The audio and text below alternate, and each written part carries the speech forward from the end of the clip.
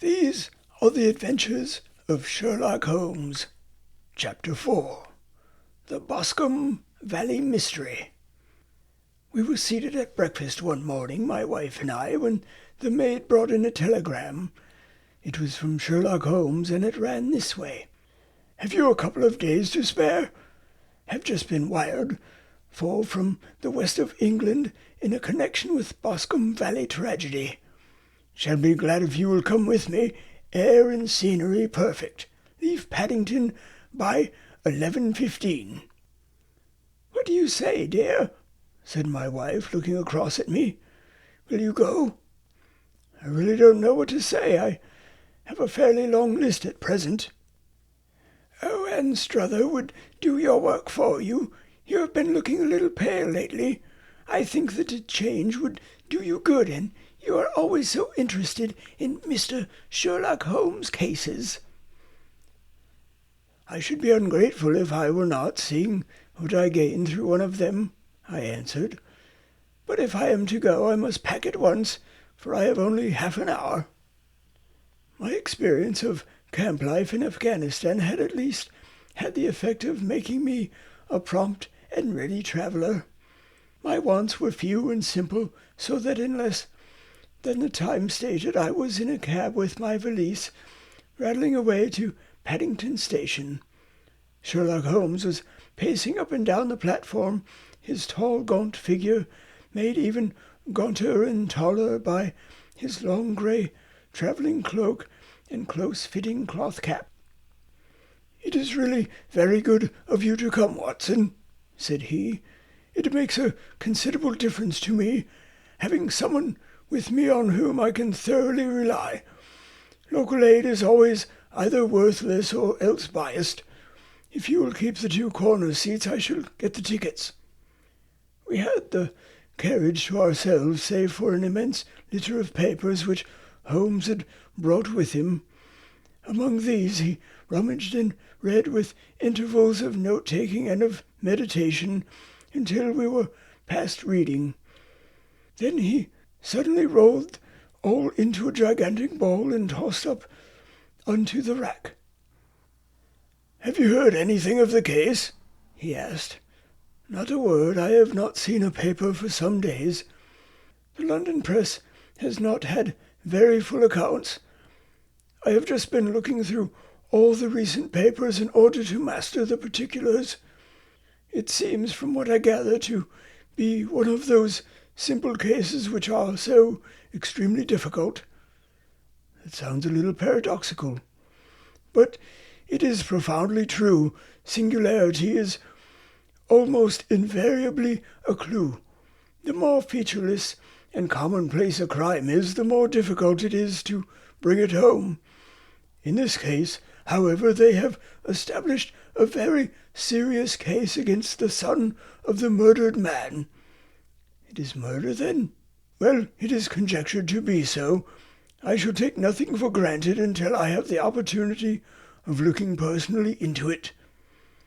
I will explain the state of things to you as far as I have been able to understand it, in a very few words. Boscombe Valley is a country district not very far from Ross, in Herefordshire. The largest landed proprietor in that part is a Mr. John Turner, who made his money in Australia and returned some years ago to the old country. One of the farms which he held, that of Hatherley, was let to Mr. Charles McCarthy, who was also an ex-Australian. The men had known each other in their colonies, so that it was not unnatural that when they came to settle down they should do so as near each other as possible. Turner was apparently the richer man. Sir McCarthy became his tenant, but still remained, it seems, upon terms of perfect equality, as they were frequently together. McCarthy had one son, a lad of 18, and Turner had an only daughter of the same age, but neither of them had wives living. They appear to have avoided the society of the neighbouring English families, and to have led retired lives, though both The McCarthys were fond of sport and were frequently seen at the race meetings of the neighbourhood. McCarthy kept 2 servants, a man and a girl. Turner had a considerable household, some half-dozen at the least. That is as much as I have been able to gather about the families. Now for the facts. On June 3rd, that is, on Monday last, McCarthy left his house at Hatherley about 3 in the afternoon and walked down to the Boscombe Pool, which is a small lake formed by the spreading out of the stream which runs down the Boscombe Valley. He had been out with his serving man in the morning at Ross, and had told the man that he must hurry as he had an appointment of importance to keep at 3. From that appointment he never came back alive. From Hatherley farmhouse on the Boscombe Pool is 1/4 of a mile, and 2 people saw him as he passed over this ground. One was an old woman whose name is not mentioned, and the other was William Crowder, a gamekeeper in the employ of Mr. Turner. Both these witnesses deposed that Mr. McCarthy was walking alone. The gamekeeper adds that within a few minutes of his seeing Mr. McCarthy pass he had seen his son, Mr. James McCarthy, going the same way with a gun under his arm. To the best of his belief, the father was actually in sight at the time, and the son was following him. He thought no more of the matter until he heard in the evening of the tragedy that had occurred. The 2 McCarthys were seen after the time when William Crowder, the gamekeeper, lost sight of them. The Boscombe Pool is thickly wooded round, with just a fringe of grass, of reeds round the edge. A girl of 14, Patience Moran, who was the daughter of the lodge-keeper of the Boscombe Valley estate, was in one of the woods picking flowers. She states that while she was there she saw at the border of the wood and close by the lake Mr. McCarthy and his son, and that they appeared to be having a violent quarrel. She heard Mr. McCarthy, the elder, using very strong language to his son, and she saw the latter raise up his hand as if to strike his father. She was so frightened by their violence that she ran away and told her mother when she reached home that she had left the 2 McCarthys quarrelling near Boscombe Pool, and that she was afraid that they were going to fight. She had hardly said the words when young Mr. McCarthy came running up to the lodge to say that he had found his father dead in the wood, and to ask for the help of the lodge-keeper.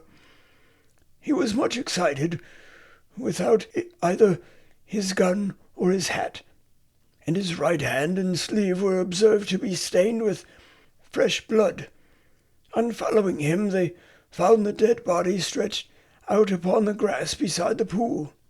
The head had been beaten in by repeated blows of some heavy and blunt weapon. The injuries were such as might very well have been inflicted by the butt end of his son's gun, which was found lying on the grass within a few paces of the body.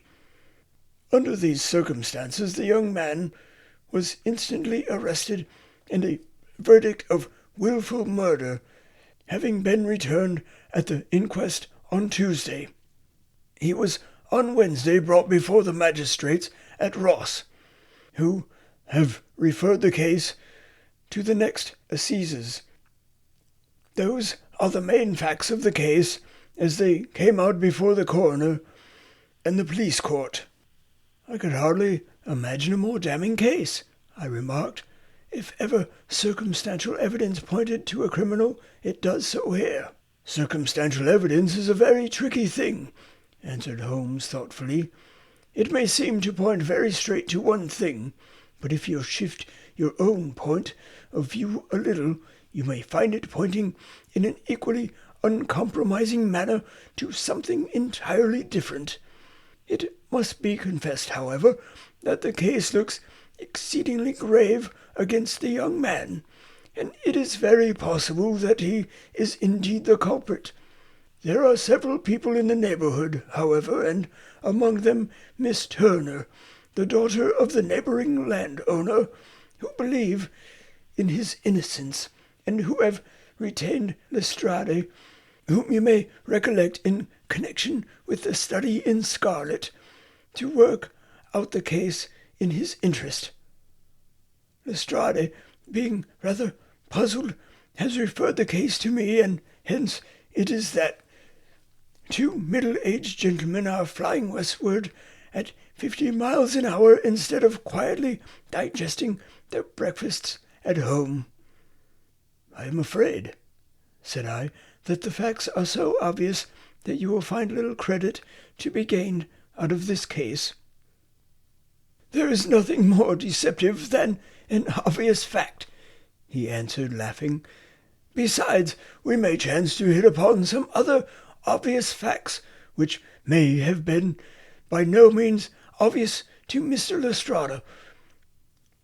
You know me too well to think that I am boasting when I say that I shall either confirm or destroy this theory by means which he is quite incapable of employing, or even of understanding. To take the first example to hand, I very clearly perceive that in your bedroom the window is upon the right-hand side, and yet I question whether Mr. Lestrade would have noted even so self-evident a thing as that. How on earth? My dear fellow, I know you well. I know the military neatness which characterizes you. You shave every morning, and in this season you shave by the sunlight. But since your shaving is less and less complete as we get farther back on the left side, until it becomes positively slovenly as we get round the angle of the jaw, it is surely very clear that that side is less illuminated than the other. I could not imagine a man of your habits looking at himself in an equal light and being satisfied with such a result. I only quote this as a trivial example of observation and interference. Therein lies my métier, and it is just possible that it may be of some service in the investigation which lies before us.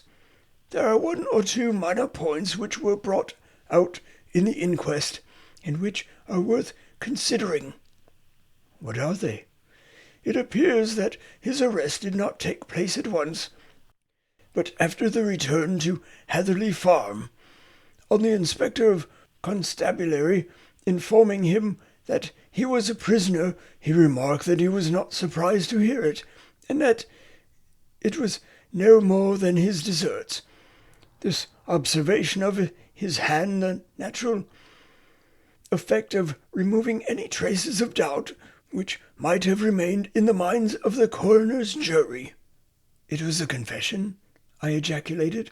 No, for it was followed by a protestation of innocence. Coming on the top of such a damning series of events, it was at least a most suspicious remark. On the contrary, said Holmes, it is the brightest rift which I can at present see in the clouds. However innocent he might be, he could not be such an absolute imbecile as not to see that the circumstances were very black against him. He had appeared surprised at his own arrest, or feigned indignation at it. I should have looked upon it as highly suspicious, because such surprise or anger would not be natural under the circumstances, and yet might appear to be the best policy to a scheming man. His frank acceptance of the situation marks him as either an innocent man or else as a man of considerable self-restraint and firmness. As to his remark about his deserts, it was also not unnatural if you consider that he stood beside the dead body of his father, and that there is no doubt that he had that very day so far forgotten his filial duty as to bandy words with him, and even, according to the little girl whose evidence is so important, to raise his hand as if to strike him. The self-reproach and contrition which are displayed in his remark appear to me to be the signs of a healthy mind rather than a guilty one." I shook my head. "Many men have hanged on far slighter evidence," I remarked. "So they have, and many men have been wrongfully hanged. What is the young man's own account of the matter?" "It is, I am afraid, not very encouraging to his supporters, though there are one or two points in it which are suggestive. You will find it here, and may read it for yourself." He picked out from his bundle a copy of the local Herefordshire paper, and having turned down the sheet, he pointed out the paragraph in which the unfortunate young man had given his own statement of what had occurred. I settled myself down in the corner of the carriage and read it carefully. It ran in this way. Mr. James McCarthy, the only son of the deceased, was then called and gave evidence as follows. I had been away from home for 3 days at Bristol, and had only just returned upon the morning of last Monday, the 3rd. My father was absent from home at the time of my arrival, and I was informed by the maid that he had driven over to Ross with John Cobb, the groom. Shortly after my return I heard the wheels of his trap in the yard, and looking out of my window I saw him get out and walk rapidly out of the yard, though I was not aware in which direction he was going. I then took my gun and strolled out in the direction of the Boscombe pool, with the intention of visiting the rabbit warren which is upon the other side. On my way I saw William Crowder, the gamekeeper, as he had stated in his evidence, but he is mistaken in thinking that I was following my father. I had no idea that he was in front of me when, about 100 yards from the pool, I heard a cry of "Coo!" which was the usual signal between my father and myself. I then hurried forward and found him standing by the pool. He appeared to be much surprised at seeing me, and asked me rather roughly what I was doing there. A conversation ensued which led to high words and almost to blows, for my father was a man of a very violent temper. Seeing that his passion was becoming ungovernable, I left him and returned towards Hatherley Farm. I had not gone more than 150 yards, however, when I heard a hideous outcry behind me, which caused me to run back again. I found my father expiring upon the ground, with his head terribly injured. I dropped my gun and held him in my arms, but he almost instantly expired. I knelt beside him for some minutes, and then made my way to Mr. Turner's lodge-keeper, his house being the nearest, to ask for assistance. I saw no one near my father when I returned, and I have no idea how he came by his injuries. He was not a popular man, being somewhat cold and forbidding in his manners, but he had, as far as I know, no active enemies. I know nothing further of the matter. The coroner: Did your father make any statement to you before he died? Witness: He mumbled a few words, but I could only catch some allusion to a rat. The coroner: What did you understand by that? Witness: It conveyed no meaning to me. I thought that he was delirious. The coroner: What was the point upon which you and your father had this final quarrel? Witness: I should prefer not to answer. The coroner: I am afraid that I must press it. Witness: It is really impossible for me to tell you. I can assure you that it has nothing to do with the sad tragedy which followed. The coroner: That is for the court to decide. I need not point out to you that your refusal to answer will prejudice your case considerably in any future proceedings which may arise. Witness: I must still refuse. The coroner: I understand that the cry of the coo It was a common signal between you and your father. Witness. Yes, it was. The coroner. How was it, then, that he uttered it before he saw you and before he even knew that you had returned from Bristol? The witness, with considerable confusion. I do not know. A juryman. Did you see nothing which aroused your suspicions when you returned on hearing the cry and found your father fatally injured? Witness. Nothing definite. The coroner. What do you mean? Witness. I was so disturbed and excited as I rushed out into the open that I could think of nothing except of my father. Yet I have a vague impression that as I ran forward something lay upon the ground to the left of me. It seemed to me to be something grey in colour, a coat of some sort, or a plaid perhaps. When I rose from my father I looked around for it, but it was gone. Do you mean that it disappeared before you went for help? Yes, it was gone. You cannot say what it was? No, I had a feeling something was there. How far from the body? 12 yards or so. And how far from the edge of the wood? About the same. Then, if it was removed, it was while you were within 12 yards of it? Yes, but with my back towards it. This concluded the examination of the witness. I see, said I as I glanced down the column, that the coroner in his concluding remarks was rather severe upon young McCarthy.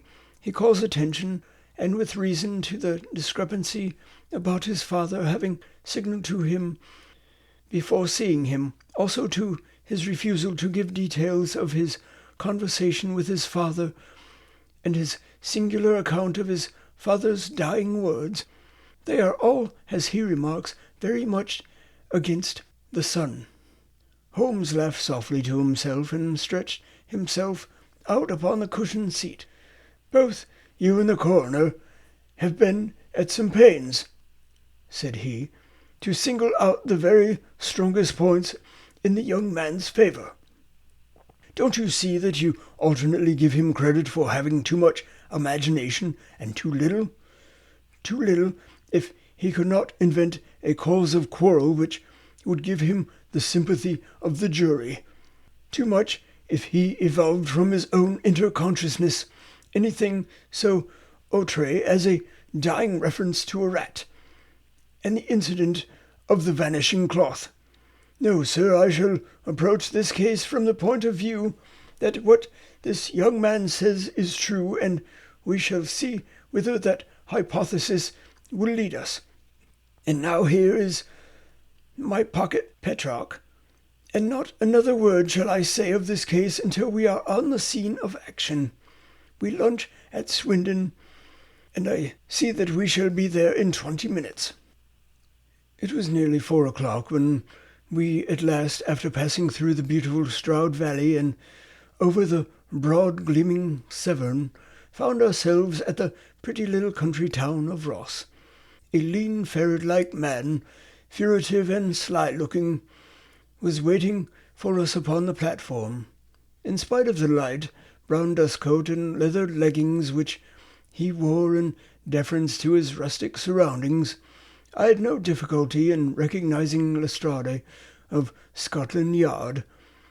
With him we drove to the Hereford Arms, where a room had already been engaged for us. "I have ordered a carriage," said Lestrade as we sat over a cup of tea. "I knew your energetic nature, and that you would not be happy until you had been on the scene of the crime." "It was very nice and complimentary of you," Holmes answered. "It is entirely a question of barometric pressure." Lestrade looked startled. "I do not quite follow," he said. "How is the glass? 29. I see no wind and not a cloud in the sky. I have a case full of cigarettes here which needs smoking, and the sofa is very much superior to the usual country hotel abomination. I do not think that it is probable that I shall use the carriage tonight." Lestrade laughed indulgently. "You have no doubt already formed your conclusions from the newspapers," he said. "The case is as plain as a pikestaff, and the more one goes into it the plainer it becomes. Still, of course, one can't refuse a lady, and such a very positive one too. She has heard of you, and you would have your opinions, though I repeatedly told her that there was nothing which you could do which I had not already done. Why, bless my soul, here is her carriage at the door." He had hardly spoken before there rushed into the room one of the most lovely young women that I have ever seen in my life, her violet eyes shining, her lips parted, a pink flush upon her cheeks, all thought of her natural reserve lost in her overpowering excitement and concern. "Oh, Mr. Sherlock Holmes!" she cried, glancing from one to the other of us, and finally, with a woman's quick intuition, fastening upon my companion. "I am so glad that you have come. I have driven down to tell you so. I know that James didn't do it. I know it, and I want you to start upon your work knowing it too. Never let yourself doubt upon that point. We have known each other since we were little children, and I know his faults as no one else does. But he is too tender-hearted to hurt a fly. Such a charge is absurd to anyone who really knows him." "I hope we may clear him, Miss Turner," said Sherlock Holmes. "You may rely upon my doing all that I can." "But you have read the evidence?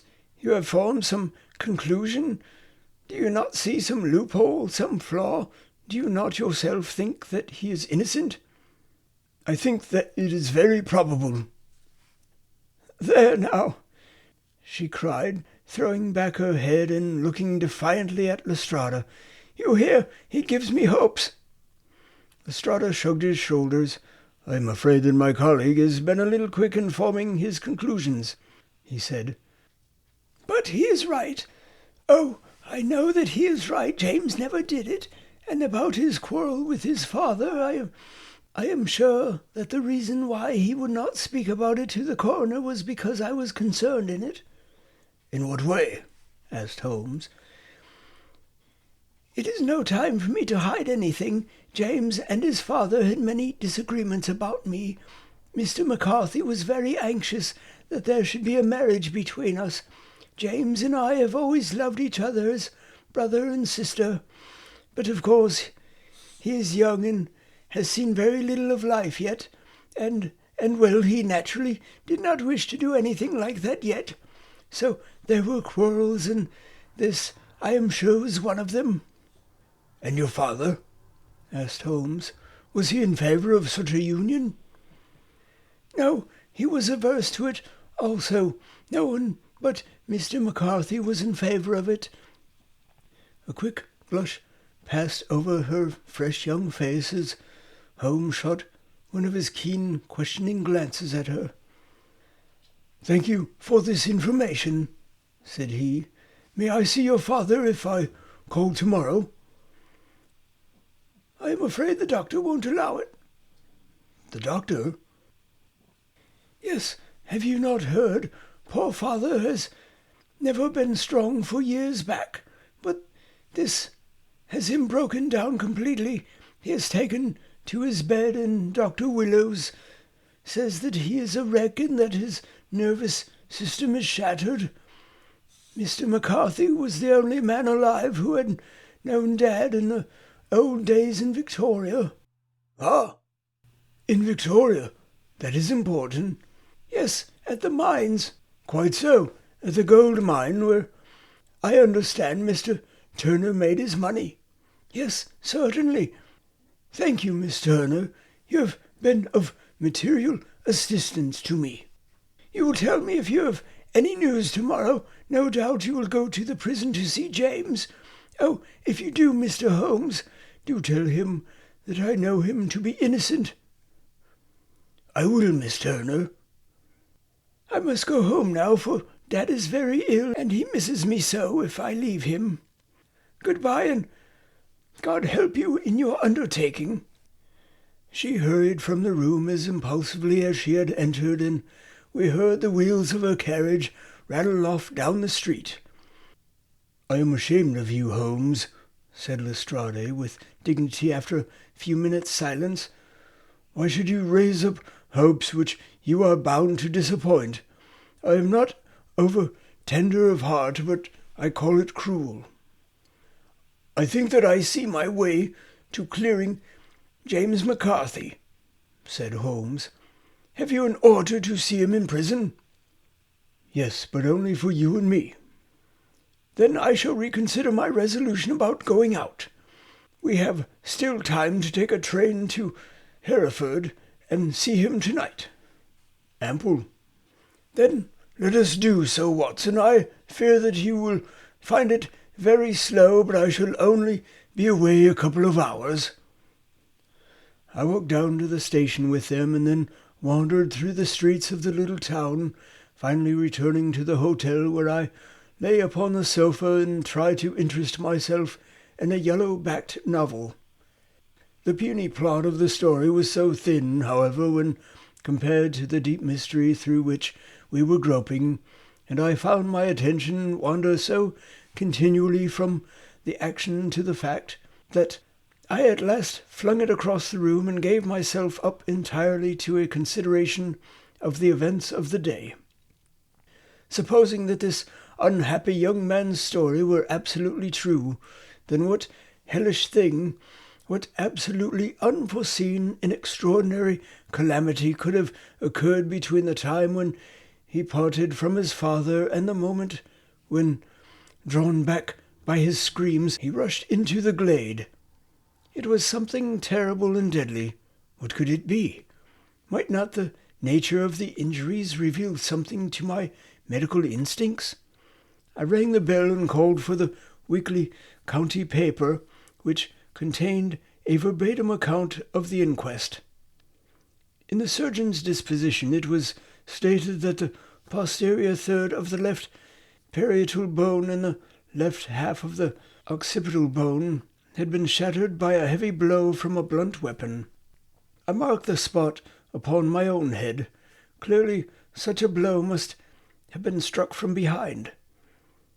That was to some extent in favour of the accused, as when seen quarrelling he was face to face with his father. Still, it did not go for very much, for the older man might have turned his back before the blow fell. Still, it might be worth to call Holmes' attention to it. Then there was the peculiar dying reference to a rat. What could that mean? It could not be delirium. A man dying from a sudden blow does not commonly become delirious. No, it was more likely to be an attempt to explain how he met his fate. But what could it indicate? I cudgelled my brains to find some possible explanation, and then the incident of the grey cloth seen by young McCarthy. If that were true, the murderer must have dropped some part of his dress, presumably his overcoat, in his flight, and must have had the hardihood to return and to carry it away at the instant when the sun was kneeling with his back turned by a dozen paces off. What a tissue of mysteries and improbabilities the whole thing was! I did not wonder at Lestrade's opinion, and yet I had so much faith in Sherlock Holmes' insight that I could not lose hope as long as every fresh fact seemed to strengthen his conviction of young McCarthy's innocence. It was late before Sherlock Holmes returned. He came back alone, for Lestrade was staying in lodgings in the town. "The glass still keeps very high," he remarked as he sat down. "It is of importance that it should not rain before we are able to go over the ground. On the other hand, a man should be at his very best and keenest for such nice work as that, and I did not wish to do it when fagged by a long journey. I have seen young McCarthy." "And what did you learn from him?" "Nothing." "Could he throw no light?" "None at all. I was inclined to think at one time that he knew who had done it and was screening him or her, but I am convinced now that he is as puzzled as everyone else. He is not a very quick-witted youth, though comely to look at, and I should think sound at heart." "I cannot admire his taste," I remarked, "if it is indeed a fact that he was averse to a marriage with so charming a young lady as this Miss Turner." "Thereby hangs a rather painful tale. This fellow is madly, insanely in love with her, but some 2 years ago, and he was only a lad, and before he really knew her, for she had been away 5 years at a boarding school, what does the idiot do but get into the clutches of a barmaid in Bristol and marry her at a registry office? No one knows a word of the matter, but you can imagine how maddening it must be to him to be upbraided for not doing what he would give his very eyes to do, but what he knows to be absolutely impossible. It was sheer frenzy of this sort which made him throw his hands up into the air when his father, at their last interview, was goading him on to propose to Miss Turner. On the other hand, he had no means of supporting himself, and his father, who was by all accounts a very hard man, would have thrown him over utterly had he known the truth. It was with his barmaid wife that he had spent the last 3 days in Bristol, and his father did not know where he was. Mark that point. It is of importance. Good has come out of evil, however, for the barmaid, finding from the papers that he is in serious trouble and likely to be hanged, has thrown him over utterly, and has written to him to say that she was a husband already in Bermuda Dockyard, so that there is really no tie between them. I think that that bit of news has consoled young McCarthy for all that he has suffered." "But if he is innocent, who has done it?" "Who? I would call your attention very particularly to 2 points. One is that the murdered man had an appointment with someone at the pool, and that the someone could not have been his son, for his son was away, and he did not know when he would return. The second is that the murdered man was heard to cry 'Coo!' before he knew that his son had returned. Those are the crucial points upon which the case depends. And now let us talk about George Meredith, if you please, and we shall leave all the minor matters until tomorrow." There was no rain, as Holmes had foretold, and the morning broke bright and cloudless. At 9 o'clock Lestrade called for us with the carriage, and we set off for Hatherley Farm and the Boscombe Pool. "There is so serious news this morning," Lestrade observed. "It is said that Mr. Turner of the Hall is so ill that his life is despaired of." "An elderly man, I presume?" said Holmes. "About 60, but his constitution has been shattered by his life abroad, and he has been in failing health for some time. This business has had a very bad effect on him. He was an old friend of McCarthy's, and I may add a greater benefactor to him, for I have learned that he gave him Hatherley Farm rent-free." "Indeed, that is interesting," said Holmes. "Oh, yes, in 100 other ways he has helped him. Everybody about here speaks of his kindness to him." "Really, does it not strike you as a little singular that this McCarthy, who appears to have had little of his own, and to have been under such obligation to Turner, should still talk of marrying his son to Turner's daughter, who is presumably heiress to the estate, and that in such a very cocksure manner, as if it were merely a case of a proposal and all else would follow? It is the more strange since we know that Turner himself was averse to the idea. The daughter told us as much. Do you not deduce something from that?" "We've got to the deductions and the interferences," said Lestrade, winking at me. "I find it hard enough to tackle facts, Holmes, without flying away after theories and fancies." "You are right," said Holmes demurely. "You do find it very hard to tackle the facts." "Anyhow, I have grasped one fact which you seem to find it difficult to get a hold of," replied Lestrade with some warmth, "and that is, that McCarthy Sr. met his death from McCarthy Jr., and that all theories to the contrary are the merest moonshine." "Well, moonshine is a brighter thing than fog," said Holmes, laughing. "But I am very much mistaken if this is not Hatherley Farm upon the left." "Yes, that it is." It was a widespread, comfortable-looking building, two-storied, slate-roofed, with great yellow blotches of lichen upon the grey walls. The drawn blinds and the smokeless chimneys, however, gave it a stricken look, as though the weight of this horror still lay heavy upon it. We called at the door when the maid, at Holmes' request, showed us the boots which her master wore at the time of his death, and also a pair of the son's, though not the pair which he had then had, having measured these very carefully from 7 or 8 different points. Holmes desired to be led to the courtyard, from which we all followed the winding track which led to Boscombe Pool. Sherlock Holmes was transformed when he was hot upon such a scent as this. Men who had only known the quiet thinker and logician of Baker Street would have failed to recognize him. His face flushed and darkened, his brows were drawn into 2 hard black lines, while his eyes shone out from beneath them with a steely glitter.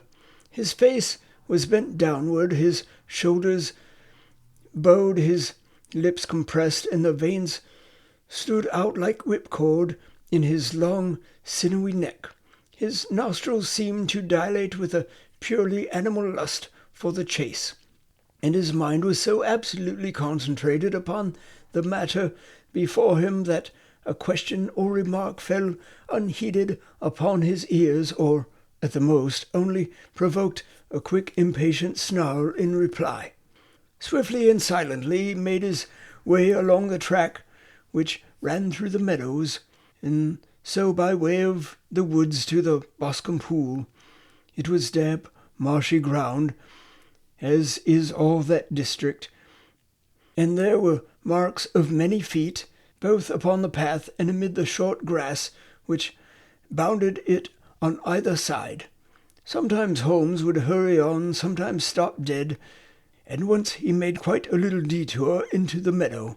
Lestrade and I walked behind him, the detective indifferent and contemptuous, while I watched my friend with the interest which sprang from the conviction that every one of his actions was directed toward a definite end.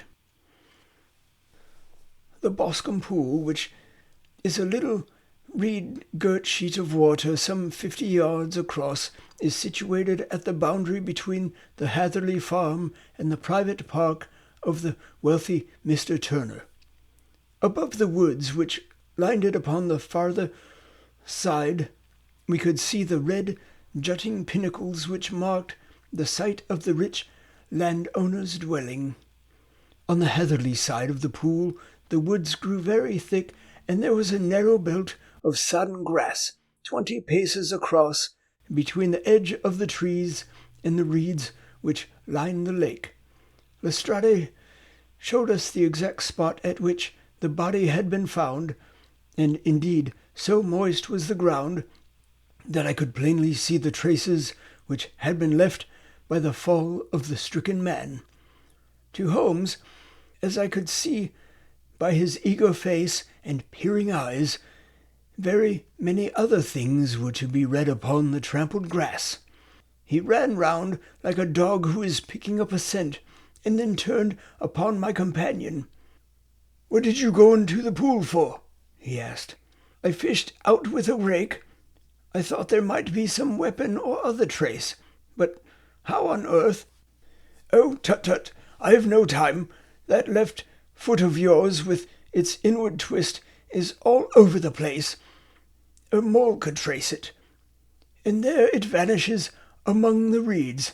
Oh, how simple it would all have been had I been there before they came like a herd of buffalo and wallowed all over it. Here is where the party with the lodge keeper came, and they have covered all the tracks for 6 or 8 feet round the body. But here are 3 separate tracks of the same feet. He drawed a lens and lay down upon his waterproof to have a better view, taking all the time rather to himself than to us. These are young McCarthy's feet. Twice he was walking, and once he ran swiftly, so that the soles are deeply marked and the heels hardly visible. That bears out his story. He ran when he saw his father on the ground. Then here are his father's feet as he paced up and down. What is this, then? It is the butt end of the gun as the son stood listening, and this, ha! What have we here? Tiptoes, square. 2 quite unusual boots. They come, they go, they come again. Of course, that was for the cloak. Now where did they come from? He ran up and down, sometimes losing, sometimes finding the track, until we were well within the edge of the wood and under the shadow of a great beech, the largest tree in the neighborhood. Holmes traced his way to the farther side of this and lay down once more upon his face with a little cry of satisfaction. For a long time he remained there, turning over the leaves and dried sticks, gathering up what seemed to me to be dust into an envelope and examining with his lens not only the ground but even the bark of the tree as far as he could reach. A jagged stone was lying among the moss, and this also he carefully examined and retained. Then he followed a pathway through the wood until he came to the high road, where all traces were lost. "It has been a case of considerable interest," he remarked, returning to his natural manner. "I fancy that this grey house on the right must be the lodge. I think that I will go in and have a word with Moran, and perhaps write a little note. Having done that, we may drive back to our luncheon. You may walk to the cab, and I shall be with you presently." It was about 10 minutes before we regained our cab and drove back into Ross, Holmes still carrying with him the stone which he had picked up in the wood. "This may interest you, Lestrade," he remarked, holding it out. "The murder was done with it." "I see no marks." "There are none. How do you know, then?" "The grass was growing under it. It had only laid there a few days. There was no sign of a place whence it had been taken. It corresponds with the injuries. There is no sign of any other weapon." "And the murderer?" "Is a tall man, left-handed, limps with the right leg, wears thick-soled shooting boots and a grey cloak, smokes Indian cigars, uses a cigar-holder, and carries a blunt penknife in his pocket. There are several other indications, but these may be enough to aid us in our search." Lestrade laughed. "I am afraid that I am still a skeptic," he said. "Theories are all very well, but we have to do with a hard-headed British jury." "News varons," answered Holmes calmly. "You work your own method, and I shall work mine. I shall be busy this afternoon, and shall probably return to London by the evening train." "And you leave your case unfinished?" "No, finished." "But the mystery?" "It is solved." "Who was the criminal, then?" "The gentleman I describe." "But who is he?" "Surely it would not be difficult to find out. This is not such a populous neighbourhood." Lestrade shrugged his shoulders. "I am a practical man," he said, "and I really cannot undertake to go about the country looking for a left-handed gentleman with a game leg. I should become the laughing-stock of Scotland Yard." "All right," said Holmes quietly. "I have given you the chance. Here are your lodgings. Goodbye. I shall drop you a line before I leave." Having left Lestrade at his rooms, we drove to our hotel, where we found lunch upon the table. Holmes was silent and buried in thought, with a pained expression upon his face, as one who finds himself in a perplexing position. "Look here, Watson," he said when the cloth was cleared. "Just sit down in this chair and let me preach to you for a little. I don't know quite what to do, and I should value your advice. Light a cigar and let me expound." "Pray do so." "Well, now in considering this case, there are 2 points about young McCarthy's narrative which struck us both instantly, although they impressed me in his favour and you against him. One was the fact that his father should, according to his account, cry 'Coo!' before seeing him. The other was his singular dying reference to a rat. He mumbled several words, you understand, but that was all that caught the son's ear. Now, from this double point our research must commence, and we will begin it by presuming that what the lad says is absolutely true. What is this co, then? Well, obviously it could not have been meant for the son. The son, as far as he knew, was in Bristol. It was mere chance that he was within earshot. The co was meant to attract the attention of whoever it was that had the appointment with. But co is a distinctly Australian cry, and one which is used between Australians. There is a young presumption that the person whom McCarthy expected to meet him at Boscombe Pool was someone who had been in Australia. What of the rat, then?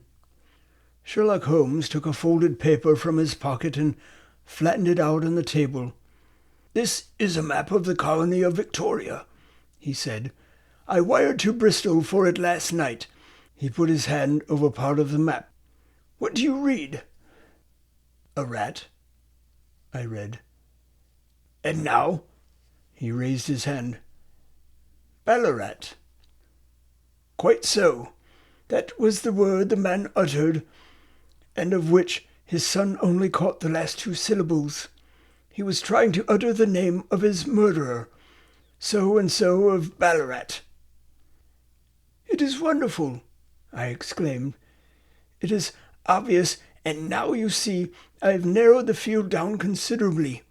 The possession of a grey garment was a third point which, granting the son's statement to be correct, was a certainty. We have come now out of mere vagueness to the definite conception of an Australian from Ballarat with a grey cloak.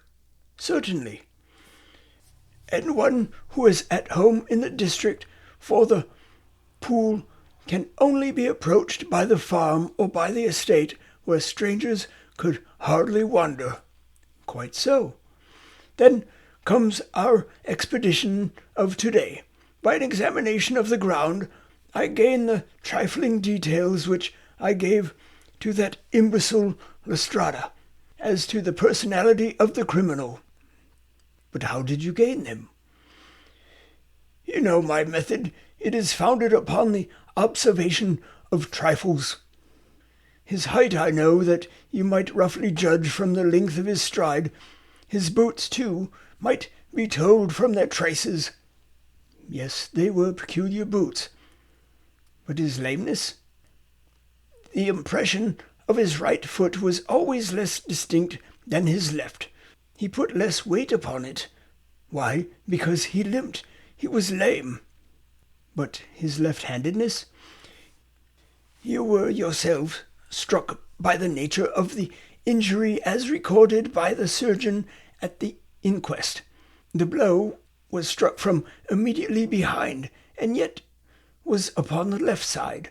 Now, how can that be unless it were by a left-handed man? He had stood behind that tree during the interview between the father and son. He had even smoked there.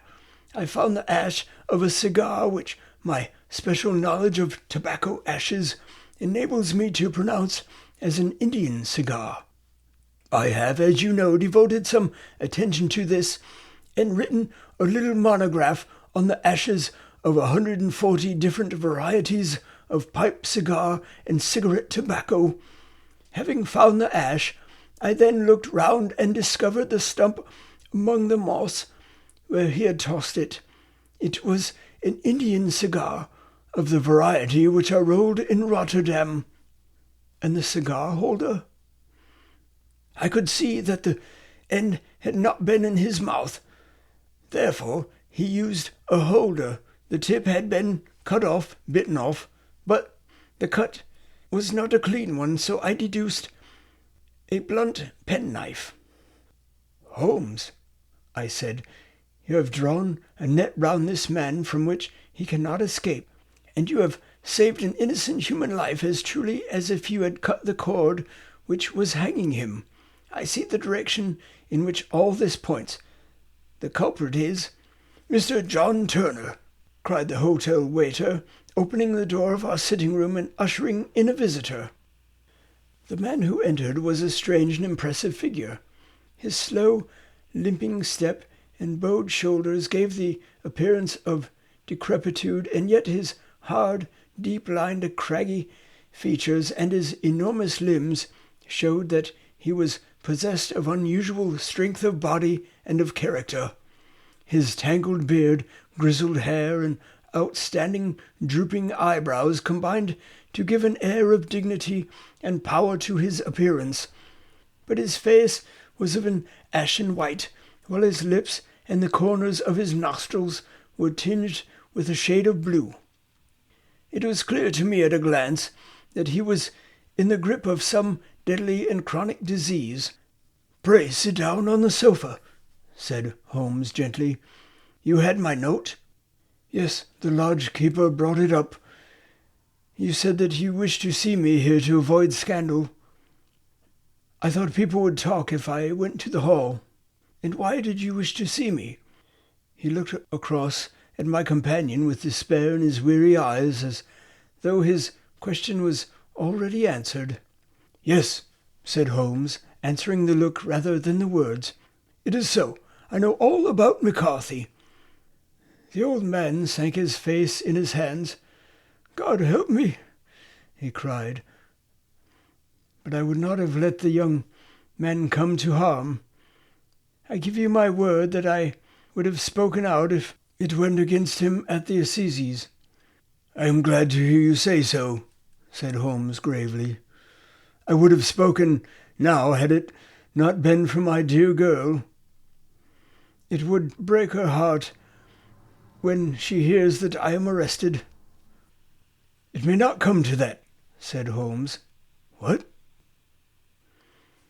"I am no official agent. I understand that it was your daughter who required my presence here, and I'm acting in her interests. Young McCarthy must be got off, however." "I am a dying man," said old Turner. "I have had diabetes for years. My doctor said it is a question whether I shall live a month. Yet I would rather die under my own roof than in a gaol." Holmes rose and sat down at the table with his pen in his hand and a bundle of paper before him. "Just tell us the truth," he said. "I shall jot down the facts. You will sign it, and Watson here can witness it. Then I could produce your confession at the last extremity to save young McCarthy.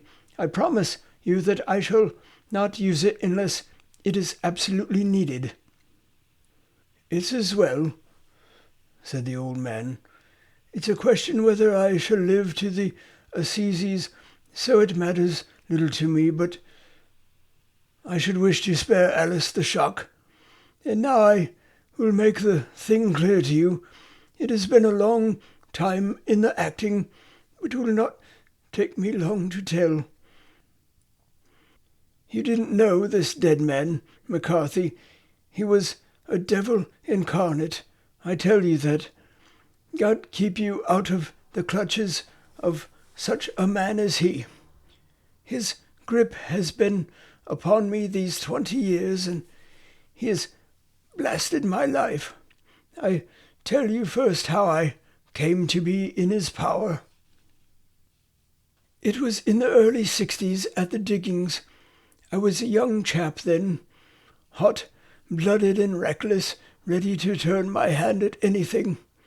I got among bad companions, took to drink, had no luck with my claim, took to the bush, and in a word became what you would call over here a highway robber. There were 6 of us, and we had a wild, free life of it, sticking up a station from time to time or stopping the wagons on the road to the diggings. Black Jack of Ballarat was the name I went under, and our party is still remembered in the colony as the Ballarat Gang. One day a gold convoy came down from Ballarat to Melbourne, and we lay in wait for it and attacked it. There were 6 troopers and 6 of us, so it was a close thing, but we emptied 4 of their saddles at the first volley. 3 of our boys were killed, however, before we got the swag. I put my pistol to the head of the wagon driver, who was this very man McCarthy. I wished to the Lord that I had shot him then, but I spared him, though I saw his wicked little eyes fixed on my face as though to remember every feature. We got away with the gold, became wealthy men, and made our way over to England without being suspected. There I parted from my old pals and determined to settle down to a quiet and respectable life.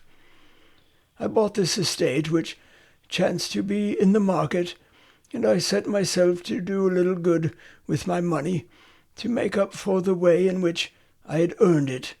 I married, too, and though my wife died young, she left me my dear little Alice.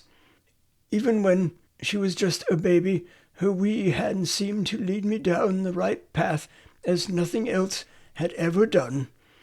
In a word, I turned over a new leaf and did my best to make up for the past. All was going well when McCarthy laid his grip upon me.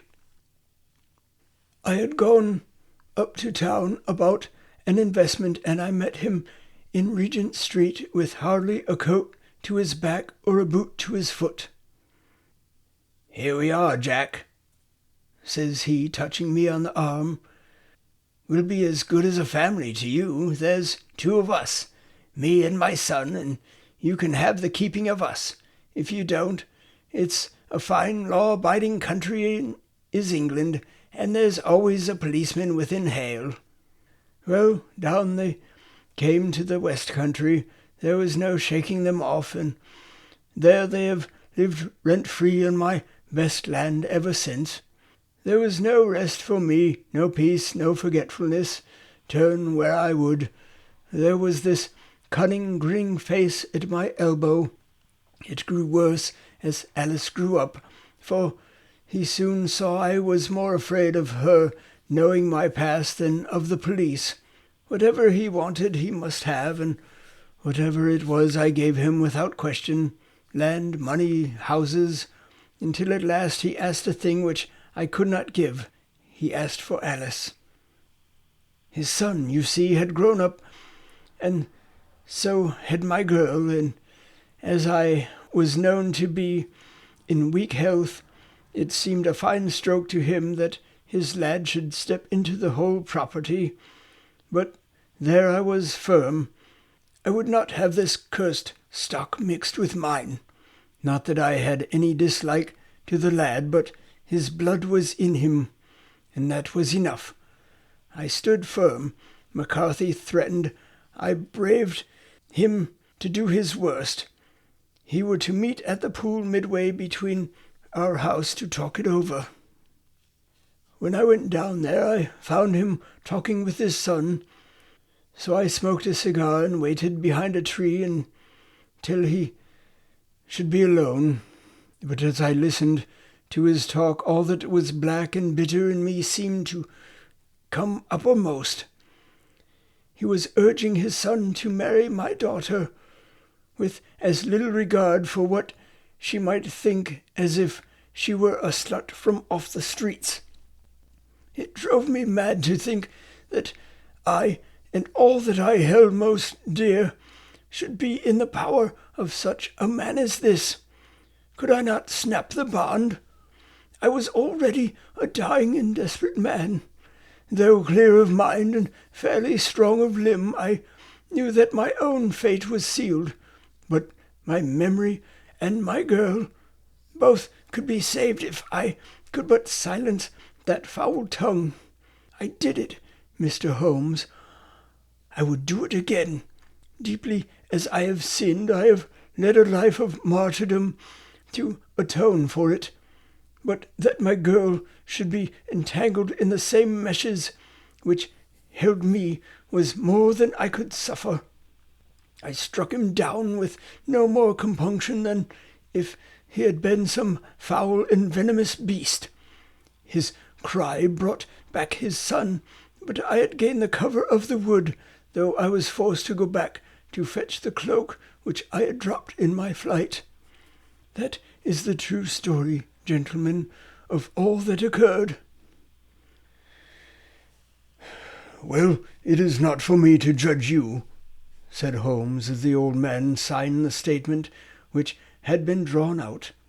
"I pray that we may never be exposed to such a temptation." "I pray not, sir. And what do you intend to do?" "In view of your health, nothing. You are yourself aware that you will soon have to answer for your deed at a higher court than the Assizes. I will keep your confession, and if McCarthy is condemned, I shall be forced to use it. If not, it shall never be seen by mortal eye, and your secret, whether you be alive or dead, shall be safe with us." "Farewell, then," said the old man solemnly. "Your own deathbeds, when they come, will be the easier for the thought of the peace which you have given to mine." Tottering and shaking in all his giant frame, he stumbled slowly from the room. "God help us," said Holmes after a long silence.